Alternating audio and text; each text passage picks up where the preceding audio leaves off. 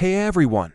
Welcome back to our channel. Today, we're making a super cute and magical star one that's perfect for cosplay, decoration, or just a fun DIY project. Get your materials ready, and let's jump right into the tutorial.